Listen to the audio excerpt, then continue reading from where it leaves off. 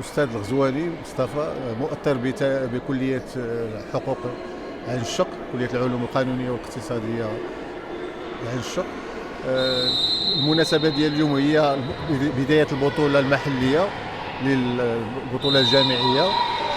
كاين هناك اليوم بالنسبة للمنافسات كاين إناث، عندنا الكرة الطائرة وكرة السلة. المباريات الأولى كانت جيدة، كاين هناك انتصار ديال كلية الحقوق عين الشق وتأهل إلى النهائي، والآن كننتظروا المباراة ديال الباسكيت اللي هي كرة السلة إن شاء الله. كنتمناو حتى هي الفوز، وهذه التظاهرة كتكون سنوية بمركب جامعة الحسن الثاني بالدار البيضاء، اللي كتكون هي الجامع بالنسبة ومتنفس بالنسبة للطالبات والطلبة الذين يكونون في المدرجات، الشيء اللي يجعلهم يأخذون متنفسا من الناحية الحسية الحركية.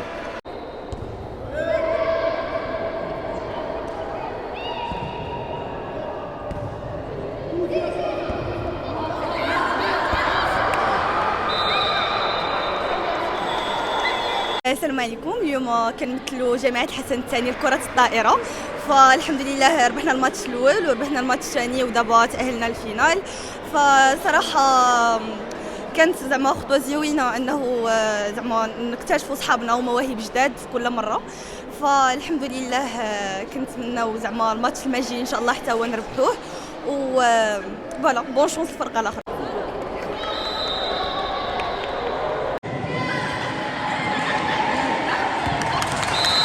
الاسم عمر بن عراب، استاذ التربيه البدنيه والرياضه، نائب الكاتب العام للعصبه الجهوي الرياضيه الجامعيه جامعه الحسن الثاني.